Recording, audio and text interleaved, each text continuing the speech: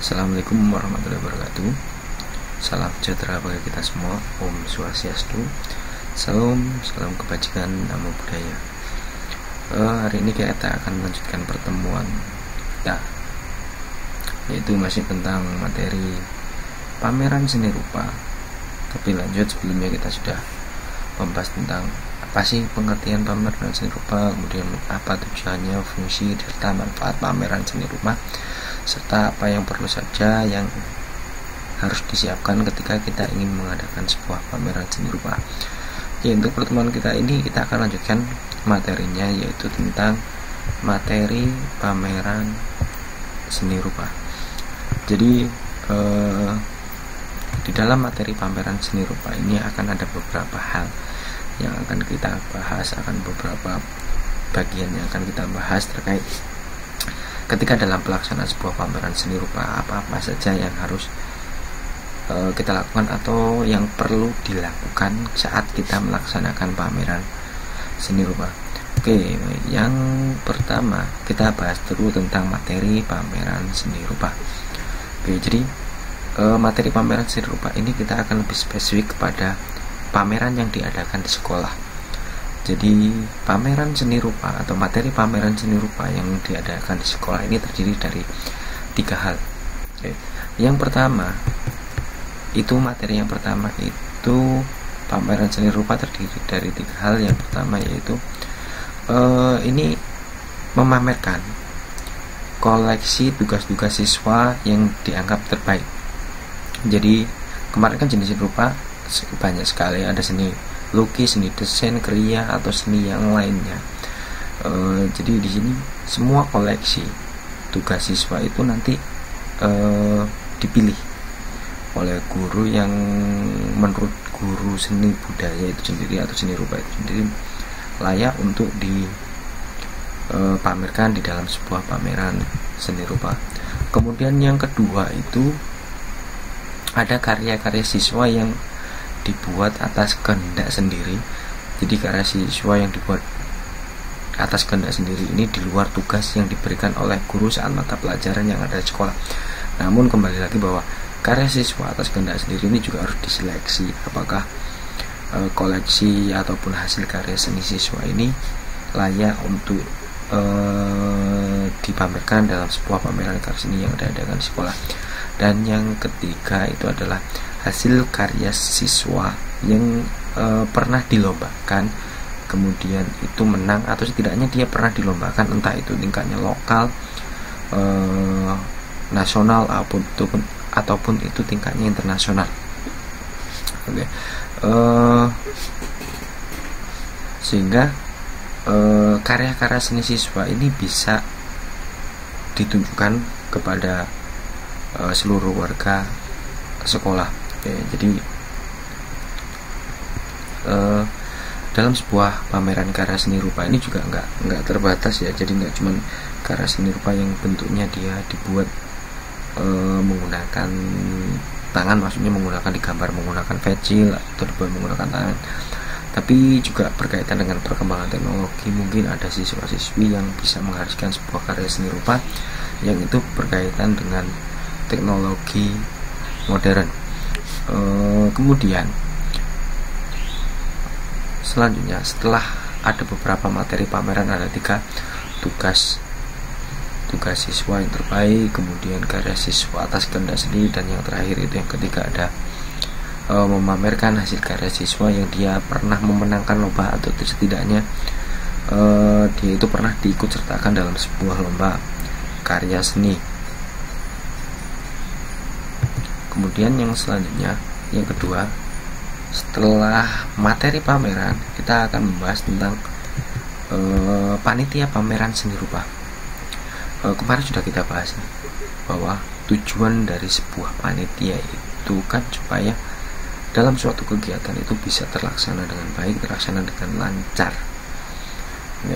Jadi untuk mencapai sebuah tujuan pameran seni rupa itu perlu ada sebuah kerjasama yang baik serta pembagian tugas yang sesuai dengan kebutuhan. Sama aja dengan pameran. Pameran juga pembagian tugasnya harus sesuai nih. Kemudian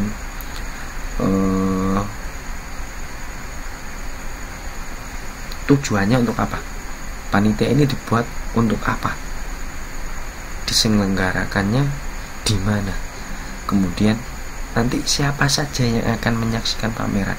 Jadi panitia di sini disesuaikan dengan pameran yang ingin kita buat atau kegiatan yang ingin kita laksanakan.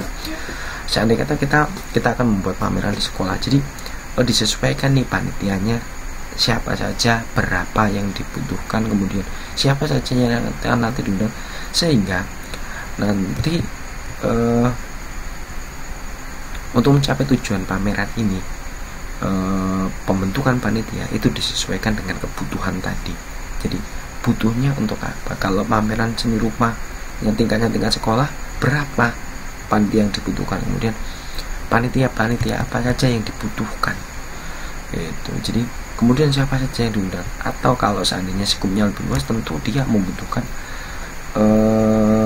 panitia yang lebih banyak gitu. Terus kemudian kemarin juga sudah kita bahas, sudah kita obrolin bersama nih, bahwa susunan panitia itu ada beberapa. Ada dia panitia yang bentuknya wajib, ada dalam setiap susunan panitia. Kemudian ada yang sifatnya itu umum, atau istilahnya ini panitia pembantu untuk menyukseskan sebuah kegiatan yang dilaksanakan.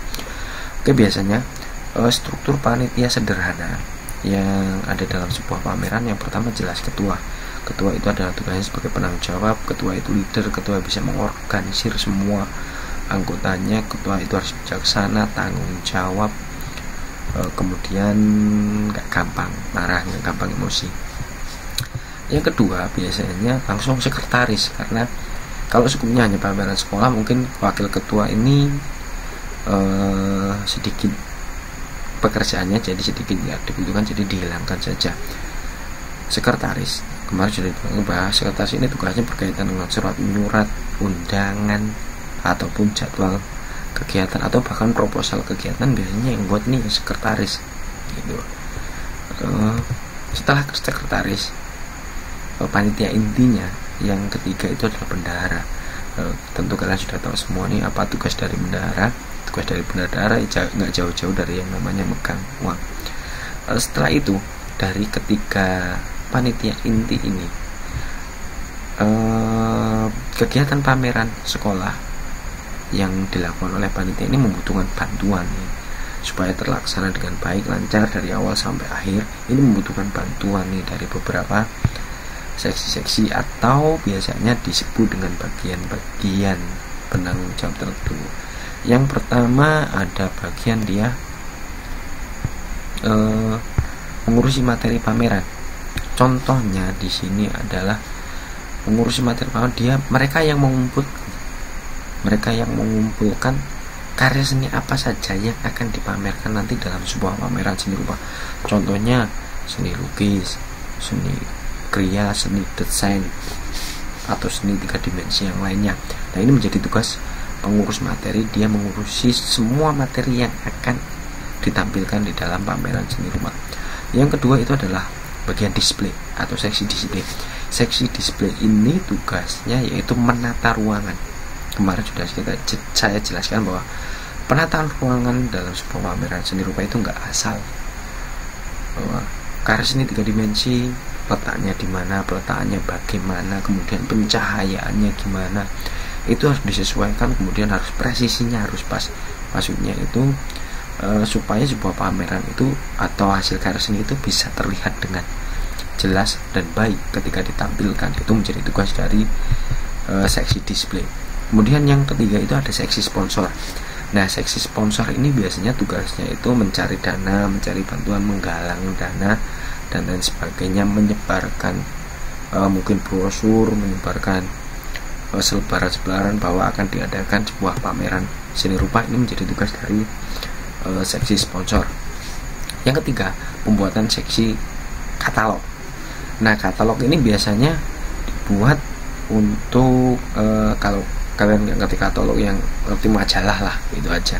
Majalah ini mencakup semua materi yang ditampilkan dalam pameran tersebut. Dan karena yang pertama katalog itu ada seni lukis, lukisannya siapa, pembuatnya siapa, tahun dibuatnya siapa, terus kemudian deskripsinya itu menjelaskan makna dari lukisan yang dibuat ini apa.